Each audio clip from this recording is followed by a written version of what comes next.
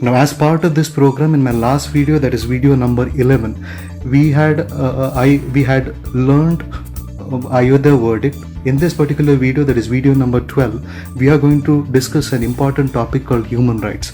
Now, the question arises as to why human rights. What is the motivation behind this particular topic? To be very fair, the current dispensation has not been very favorable to the idea of human rights. The issue has cropped up has stemmed from the lockdown in Kashmir and also clamped on civil society and civil activists. Question which I picked up in this particular video is whether we should be going for a single book multiple times or we should be going for multiple books and a single reading. I'll answer at the end. Coming to the topic, what are the important components of the topic which we'll be discussing? One is the basic idea of what exactly is the conceptual aspect of it. And second is what are the institutional aspects at the national level, that is NHRC, and at the international level there are certain agreements and also there are certain institutional or organizations like UNHRC and Office of High Commissioner for Human Rights. All those will be discussed under this particular video.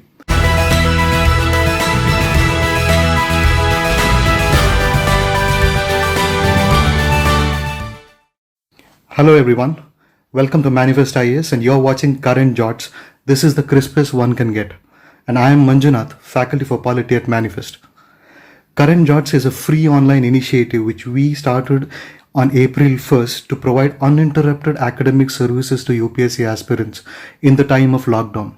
We are not only providing free videos but also free PDFs of the PPTs being displayed as part of the videos. It is we have to discuss or we have to know the constitutional aspects of it because that is what is expected of a UPSC aspirant in the prelims. What are the possible aspects, what are the possible questions being asked, that also will be taken care of in the video. Now coming to the topic, before moving to the topic, one important aspect of this particular program is issue for the tip.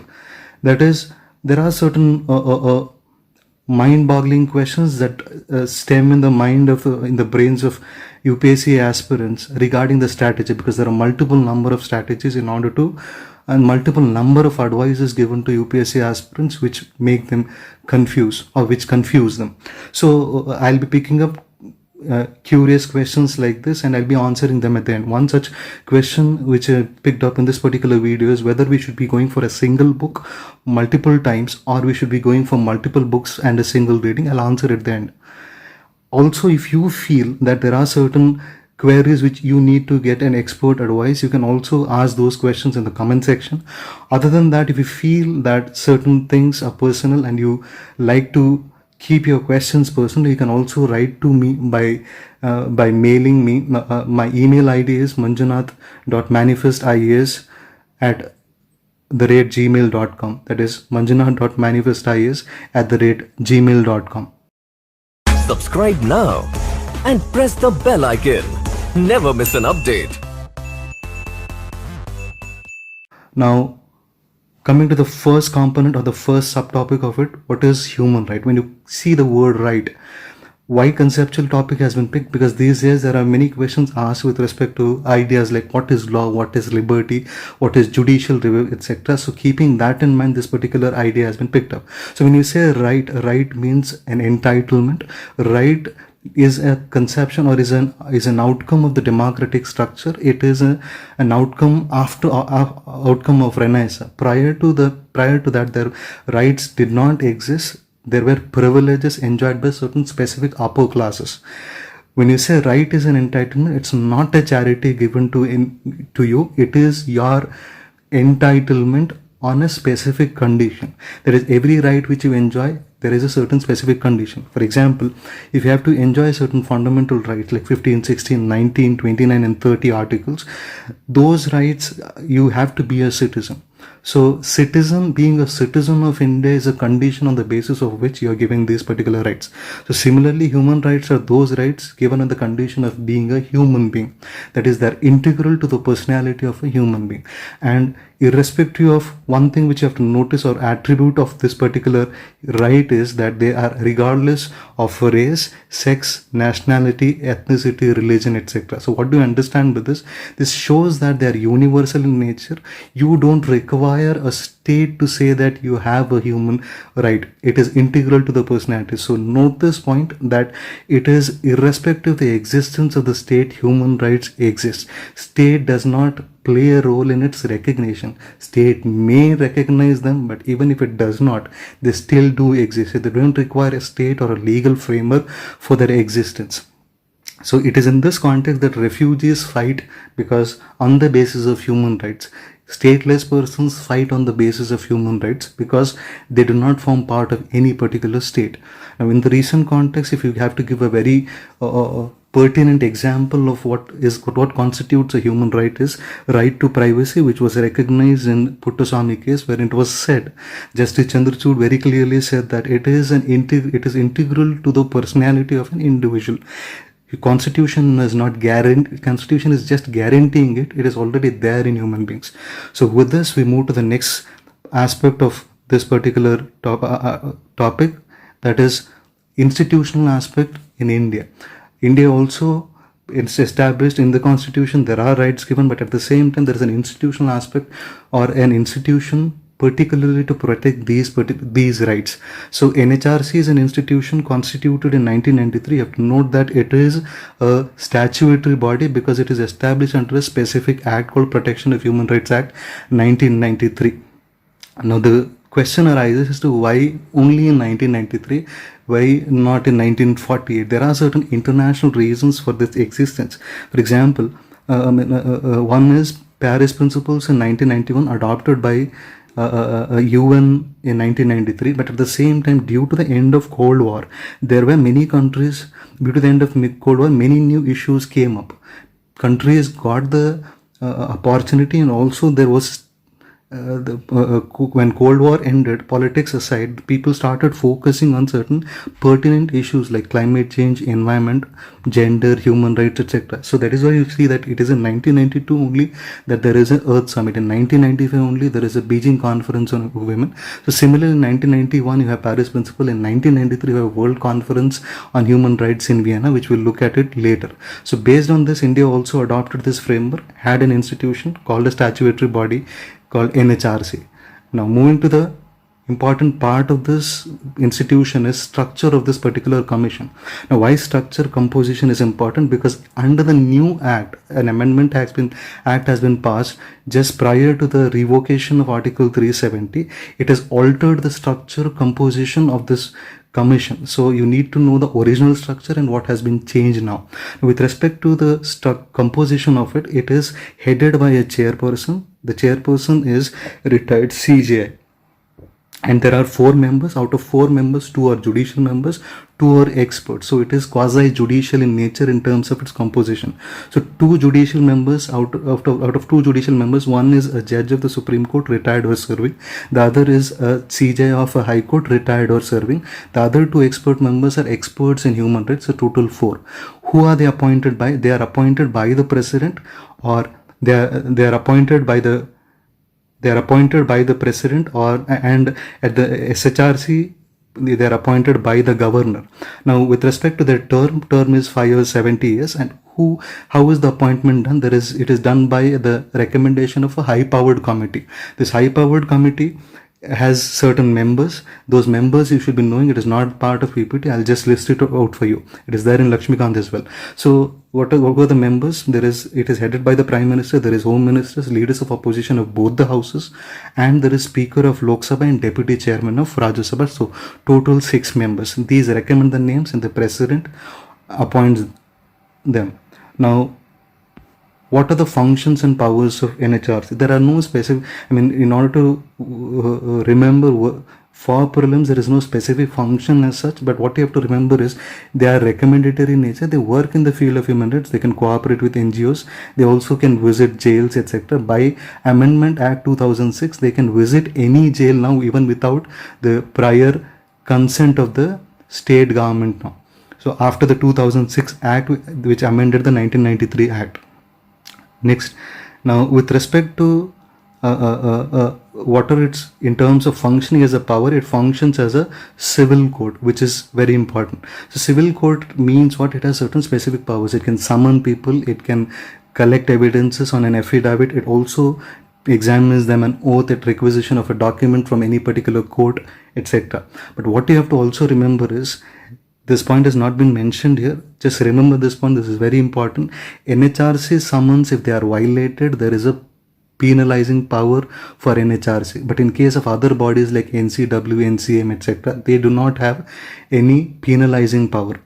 Now, one more thing which you have to remember in terms of composition is, other than these people, the 4 members, they have ex officio members as well, chairpersons of NCW, NCM, NCPCR, and also I'm just repeating, NCM, NCW, NCSC and NCST, they are represented. So 4 chairpersons are represented along with the normal members. Ex officio members are also there. Now moving to the next, limitations. There are a list of limitations but given in the PPT, but with respect to what you have to remember or pertinent to the exam or prelims, there are 3 things which you have to remember. One is, it is a purely recommendatory body. It supports the investigative systems, it supports the court, it does not give a judgment. Second is, army violations, human rights violations do not come under its ambit. It has a separate system, which we'll be discussing later. Third thing is, very important thing is, any act any commission of an act which has violated or alleged violation of human rights, which has occurred 1 year prior, only can be inquired into. Any event prior to that cannot be inquired into. So this is a limitation. So many times it is said that it is a toothless tiger. Now coming to the amendment, this is very, very important, because this has happened in 2019 and it is a highly likely question. Now what are the changes made with respect to the amendment? There are changes made with respect to composition. There is change made with respect to the Secretary General, the Secretary, also with respect to certain kinds of ex officio members as well. Now with respect to composition, what are the changes made? Now composition, what did I say there? The chairperson has to be a retired Chief Justice. Now here, retired Chief Justice of Supreme Court. Here it could be a retired Chief Justice, or also it could be a judge of Supreme Court. That change has been made. Along with that, I also said that there are 4 members, 2 experts. Instead of 2 experts, now it is 3 experts. And one more condition is, out of those 3 experts, 1 has to be a woman. Along with that, when I also made a mention that there are 4 ex officio members, that is chairpersons of NCSC, NCST, NCM and NCW, minorities and women. Now what are left? 3 important things are left. NCPCR is left. Next is NCBC, which was upgraded to a constitutional body, that is left.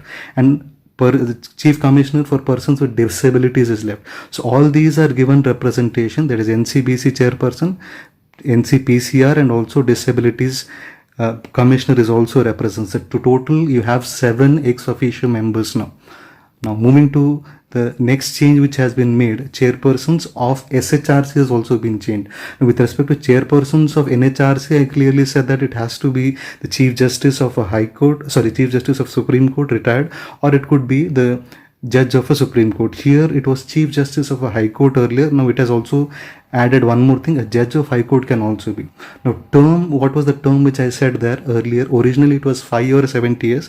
Now it has been changed to 3 or 70 years. Instead of 5 it is 3, whichever is earlier. And also there was a clause with respect to appointment, reappointment. You can reappoint members for not more than 5-year term. Now that 5-year term limit has been removed. You can reappoint for any time period. That is for any number of times now. Now along with this, there is a change made in terms of powers of Secretary General. Secretary General is with respect to NHRC, and also the secretary is with respect to SHRC. Now with respect to Secretary General of NHRC, what is the change made? Earlier the functions given to SHRC was, the functions given to Secretary General was delegated by the chairperson. Now it is in the bill only that the functions have already been delegated. What are the functions which are delegated? 2 functions are delegated. Administrative and financial powers are already delegated by a bill only, by the act only. So now the powers of Secretary General have a statutory basis. They are not at the mercy of the chairperson now only, but the final control though lies with the chairperson, that is written, but it has a statutory basis. Other than this, there is a provision made on union territories also. If the government wants, it can give the jurisdiction of human rights with respect to union territories to certain specific SHRCs, or it also, and with respect to Delhi, it has said that it will be under NHRC only. There was a news as well that there is Delhi has not constituted its Human Rights Commission. The Supreme Court had rapped the government and asked it to constitute SHRC. In the meanwhile, with the same act, now it comes under NHRC. Now moving to the next. So with this, we have have ended the topic of amendments being made. Do this properly. This is a highly likely question, a highly likely topic for this. And now moving to the next topic under this is human rights cell in the army. I have made a mention that under the limitations, 3 limitations I did mention: 1 year limitation, and also second is recommendatory. Third, which I said, is army doesn't come under human rights, under the NHRC. So any kind of human rights violation, who deals with it is dealt by a human rights cell which was established in the army in 1993 itself. Now, what is the news related to this in today's, what is the change made in recent times? So in the cell has now been the many allegations against the army and regarding specifically use of AFSPA, etc. So there has been attempt made to strengthen its record. So what it has done is the cell is now being upgraded to a directorate. What is directorate? When you say directorate, directorate is an administrative word. When you look at what is a directorate, it is a form of a solid form of a solid organization in itself. There will be specific offices, there will be specific budget for that particular body. Now, how does this, what is a directorate in terms of gradation? If you look at the highest, there is the ministry, then there is the secretariat, then there is the commissioner, then there is the director. That is the 4th level at the ministry, directorate. So directorate is headed by a director. Now, who is going to be the director of this particular human rights cell which has been upgraded? It will be the ADG. It will be headed by an additional director general of the rank of a major general. That is, it will be directly under the vice chief of army staff.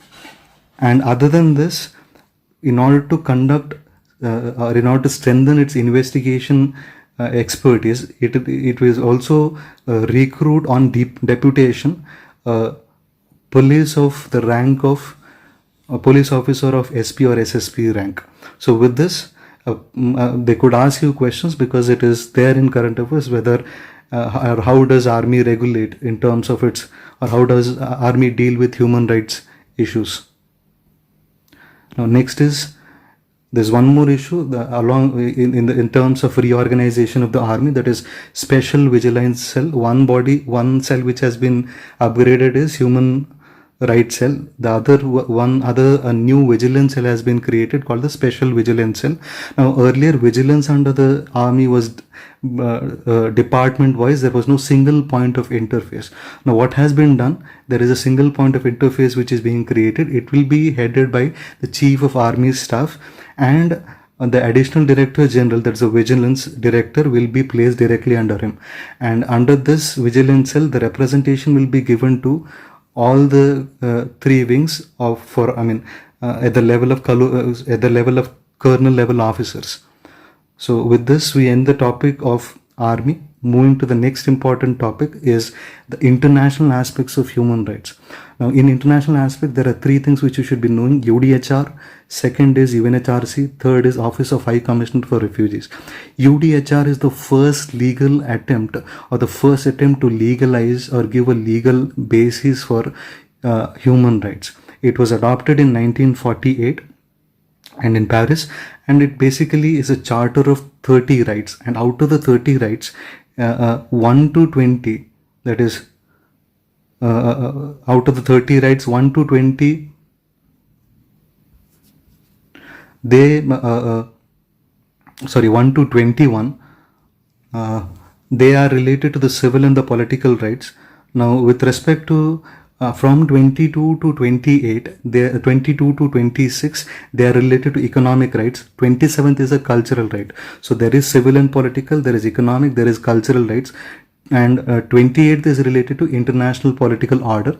And more importantly, what you have to remember is 29 and 30, there are duties also. So UDHR is not purely a document based on right, it's also a document for duties as well. And what you have to remember is it does not create any legal obligations. It is though you may sign and ratify it, it does not create any specific legal or obligations on the parties. Now moving to the next topic is UNHRC. This has been in news with respect to India. India became a member of UNHRC with a commendable majority. And India represents a specific region of Asia Pacific. Now UNHRC, you should be knowing UNHRC. What you should be knowing in UNHRC with respect to prelims. UNHRC was constituted in 2006. There is a specific history for this. So in 2006, there was a report given by the then Secretary General Kofi Annan. The name of the report was In Larger Freedom. Remember this name, it's important for prelims. Under this, many recommendations were given. One of the recommendation was to replace UN Human Rights Commission, a commission which was existing since 1948, with UNHRC, that is Human Rights Council now. So as part of this, Human Rights Council was established. Its headquarters is at Geneva, Switzerland. Now you should be knowing certain differences between council and commission, and why a council was needed despite having a commission earlier. Now just the comparative aspect I'm giving to you with respect to what is the council and what was commission earlier. The council has 47 members, but whereas commission had 53 members. And if you have to call into a session, the council requires just 1/3, whereas commission requires half the members' recommendation or approval. So in that case, what happens? Council gets or it becomes very easy for council to call in a session compared to a commission, and that is how it is a strengthened body. Second thing is there are certain powers of council. Just remember these terms for prelims, and IR will be doing this separately again in my IR section. First is they have certain power. They do a universal periodic review. Whoever is a party to it, those members should conduct a universal UPR, universal periodic review, meaning they have to submit an annual report to this body which talks about what kind of human rights violations have occurred in the country. So if they have not taken any specific action regarding this, they are also liable to lose the membership. It can also have special rapporteurs or special officials on specific issues related to human rights with specific countries. So these rapporteurs will come and produce a report on specific issues with respect to members. Other than that, it also has one more point which you have to remember is it can also constitute fact-finding missions. So in all these sense, they are council is much strengthened body than a commission. Now, with respect to council and commission, we have known the differences, but what is pertinent to me or what is important for me with respect to council is India's election. Now, India has been elected as a member to represent the territory Asia Pacific. So totally there are 5 geographical regions and based on which membership is given. And based on these 5 geographical regions only, there are 4 presidents, 4 vice presidents for 4 different regions, and the 5th region will have 1 president. And how is the member elected? Election process important because India has been elected. So it is done through an election by UN General Assembly by a simple majority. And the election is direct and through a secret ballot. So with this, we end this particular topic wherein I have discussed what was the basis for its formation, in larger freedom, membership, and also how is it different from the commission. Now coming to the next body,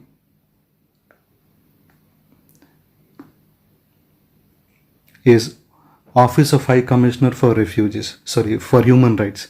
Now, this is how is this body different? We discussed 2 things. In 1948, there was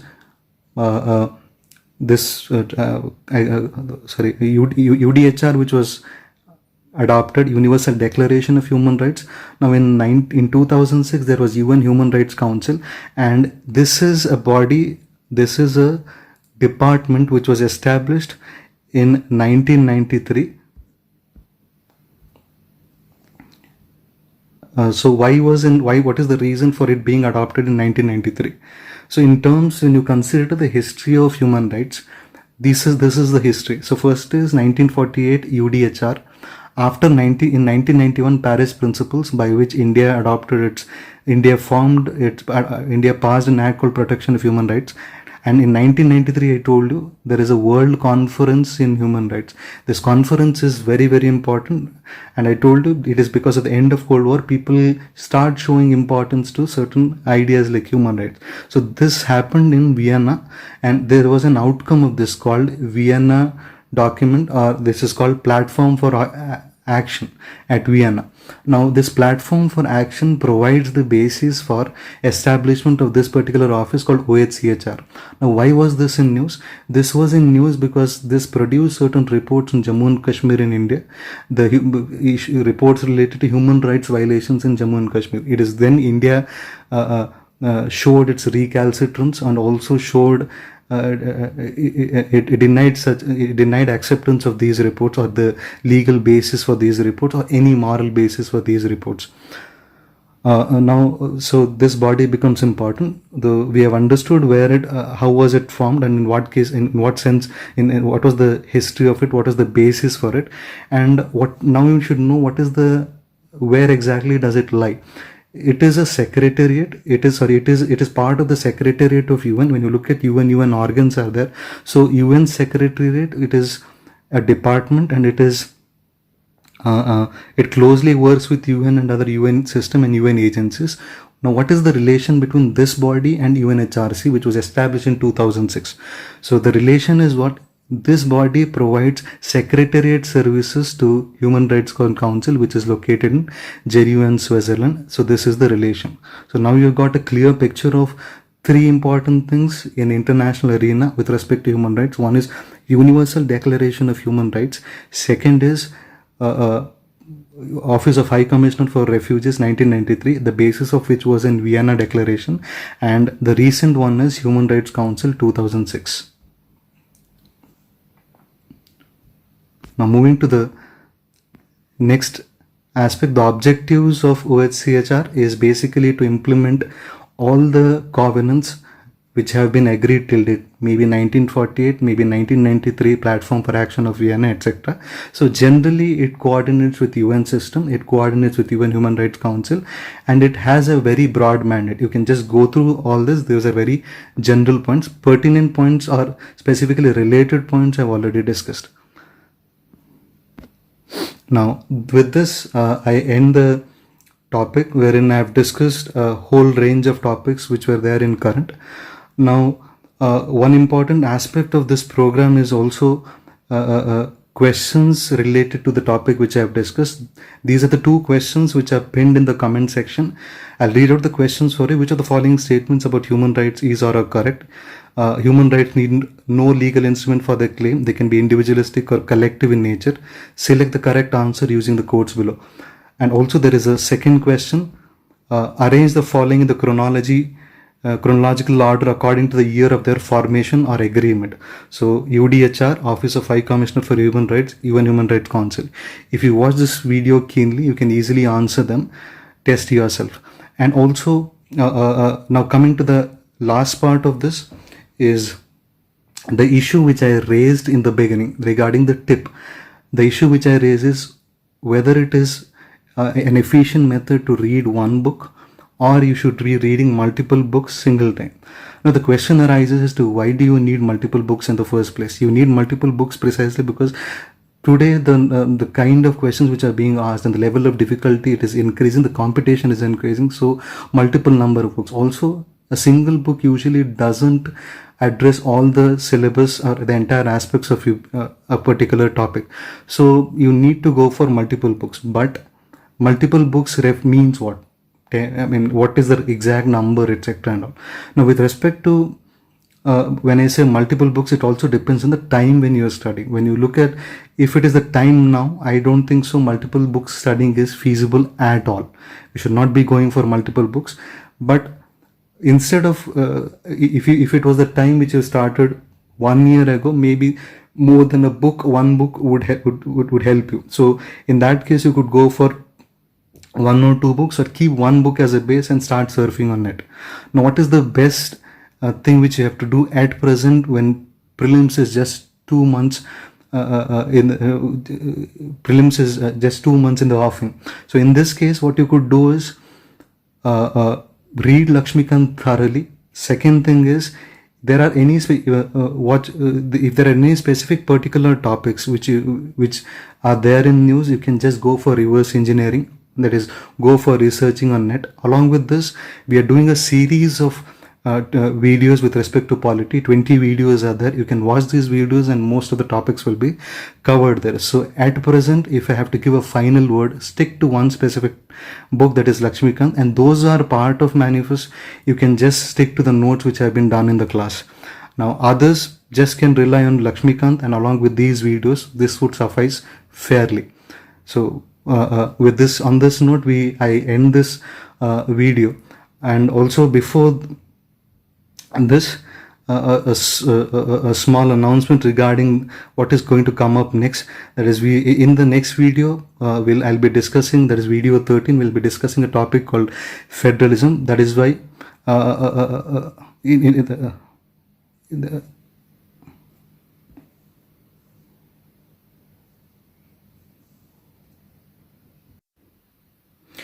coming to the penultimate part of this video, the questions related to the topic which we have discussed.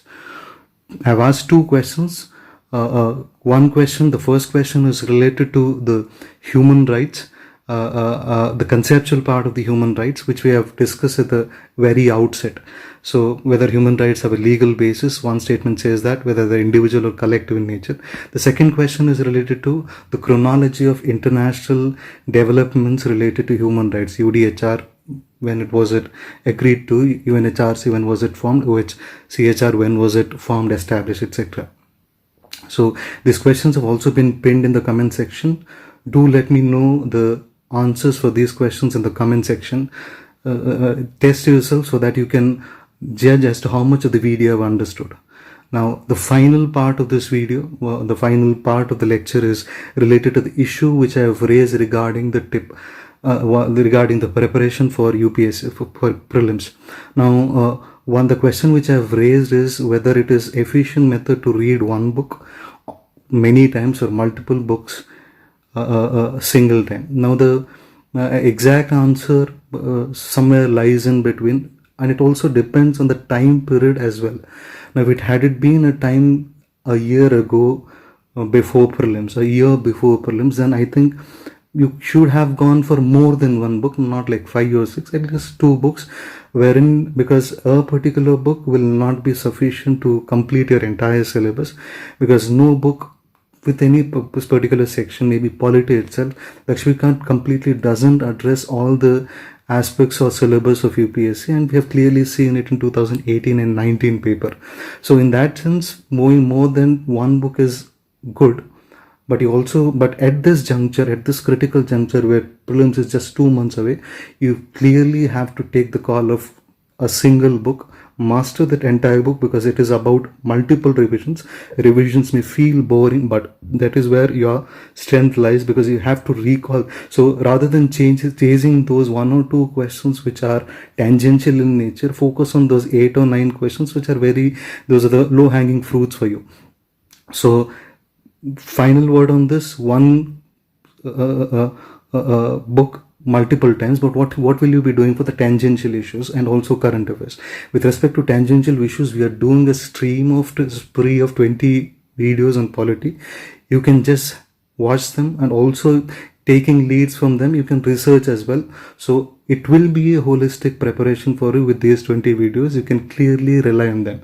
And as far as manifest students are concerned, you just need to rely on the notes and the videos, because we have almost holistically covered the topics. So with this, I end my video. Thank you. Have a wonderful day ahead, and stay home, stay safe, yet stay connected with us, because we are going to come up with a very interesting and an important video on federalism very soon. Thank you.